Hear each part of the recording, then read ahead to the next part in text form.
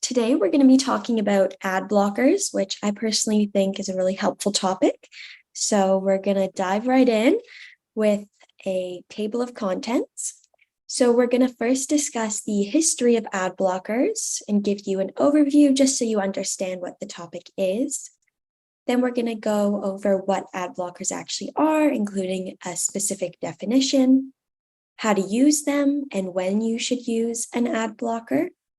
Some of the positive and negative aspects of ad blockers, including some costs versus benefits, how they actually work to block ads, and then some recommendations of good ad blockers to use and ones that are compatible with different devices.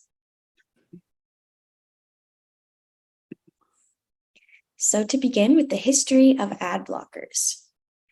Ad blockers were discovered or developed by Henrik Asted Sorensen, who is a Danish software developer, and he was credited for creating the very first ad blocker in 2002. So they're relatively new kind of platforms or applications that you can use. And he did create one of the first ad blockers available for users to download. It was designed to specifically remove banner ads and pop-up ads from websites. The specific name of the actual ad blocker was Ad Subtract Pro. And later on, it was acquired by Intermute Incorporated. Then it was acquired by Trend Micro Incorporated in 2005. So in the early 2000s is when ad blockers really emerged and became available to users. So now you may be wondering, what are ad blockers? They are known as advertisement filters, and they are a software with the ability to block or alter online advertising. They are usually extensions added into web browsers rather than an actual application that you download. And an extension is basically an application of an existing system. So instead of downloading an application as you would, say, Facebook, it's simply adding on to an application that already exists. That application typically being a web browser, such as Chrome, Safari, Firefox, etc. So now how can you actually use ad blockers to incorporate them into your day-to-day internet usage? So some signs that you actually may need to take the step to getting an ad blocker extension. You're noticing that you have intrusive ads, annoying banners, or random pop-ups. You're having a hard time downloading things because of the speed. It's going very slowly. There may be malware, and also you have privacy concerns.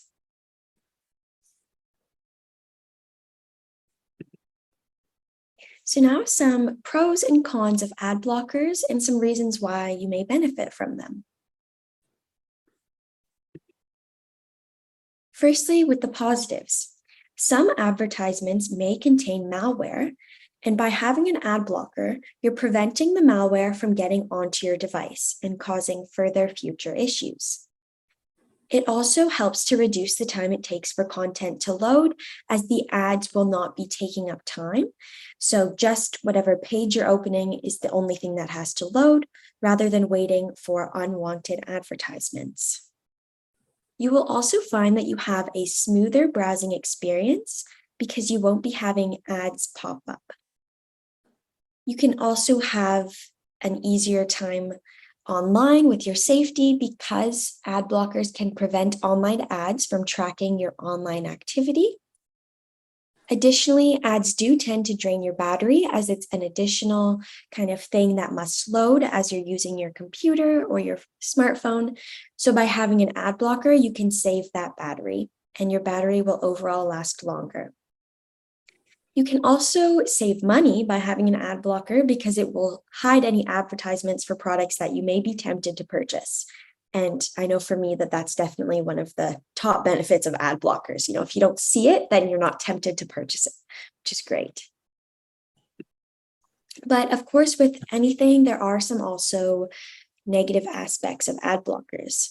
For example, some content creators and publishers who rely on ad revenue to support their businesses will not be benefiting because users will not be seeing their advertisements. Also, some websites do not actually work correctly if certain scripts or content are blocked. So there are some websites that you may go on to. For example, one of them is Citation Machine. I know this because I've used that site quite a lot. But if you go onto it while you have an ad blocker turned on, it actually will say you must disable ad blocker in order to proceed to the site. So some sites just won't even let you use it until you have your ad blocker disabled. Some ad blockers may be complicated or require technical expertise to use, which is another negative aspect. Additionally, they can sometimes interfere with already existing app extensions, so there's some issues with compatibility. Also, some may not be completely effective and certain ads will still be able to get through.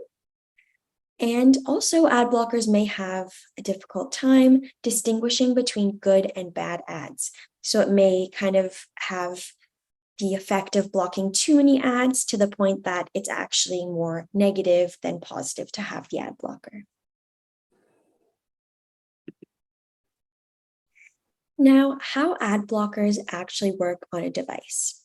So you can see we've included some visuals so that you can kind of get an understanding of how an ad blocker actually functions from behind the scenes.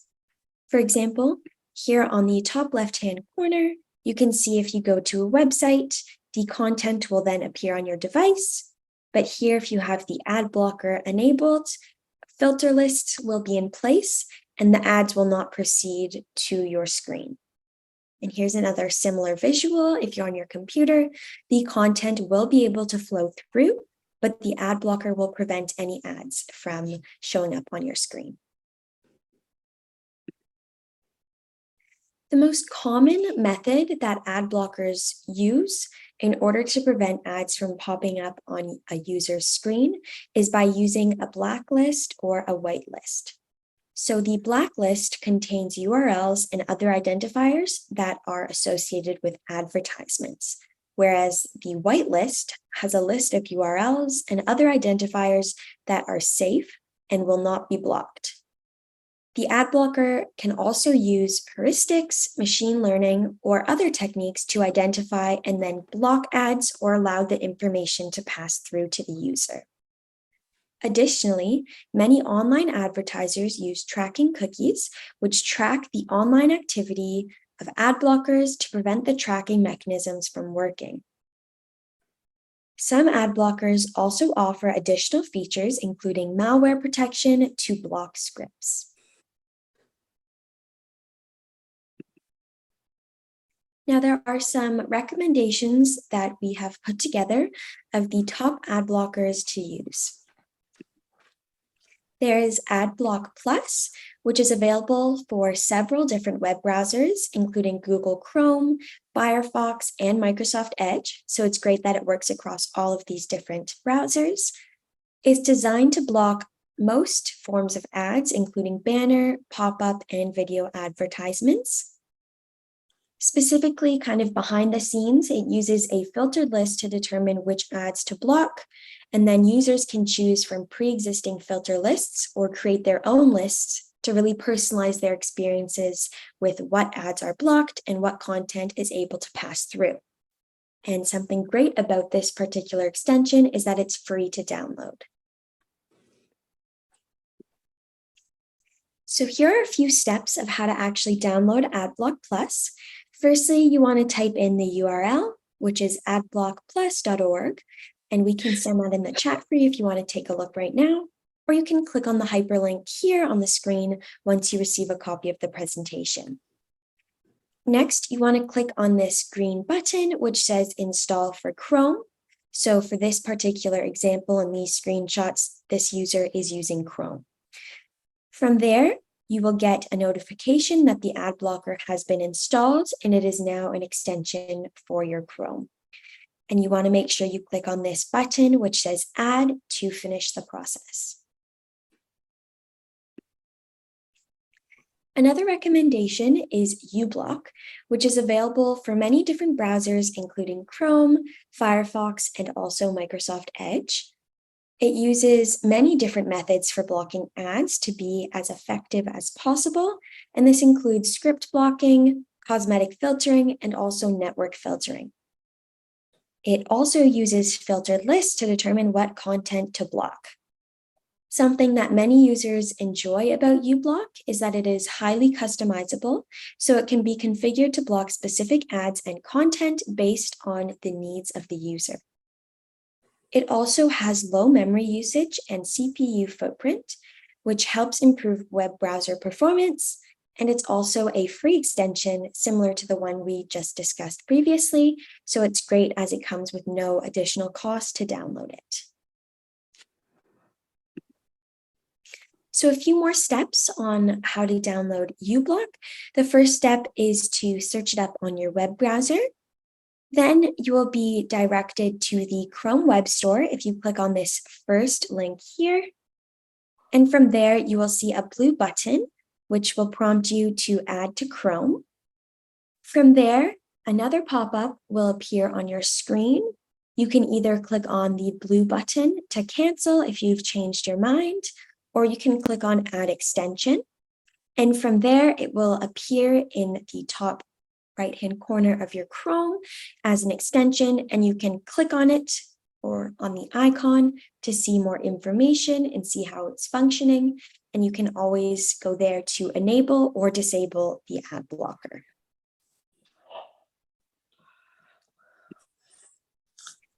The final ad blocker that we want to discuss is privacy focused, and it is an additional browser extension that is designed to block online trackers and also protect users' privacy, and it is called Ghostery. Something that many users enjoy is that it is highly customizable, and similar to the other extensions that we've recommended, it's also available for several web browsers, including Chrome, Firefox, and Microsoft Edge. The way it works is by scanning web pages for tracking scripts and other types of online trackers. And it also provides users with detailed information on trackers that were blocked, for example, the source of the tracker and the type of data that it collects. So it gives even more insight rather than just blocking the advertisements. It really provides information to the user to help them to understand what has been blocked and why. And just like the other extensions, it's also free to download and use. So that does conclude our presentation today. We want to thank you so much for listening and joining in. And if you would like to learn more or learn this lesson with a Cyber Seniors mentor, please go to our website or call our phone number to register for a one-on-one phone session. We also host weekly tech drop-in sessions from 2 to 3 p.m. Eastern Time on Thursdays, and anybody is welcome to join with any tech-related questions.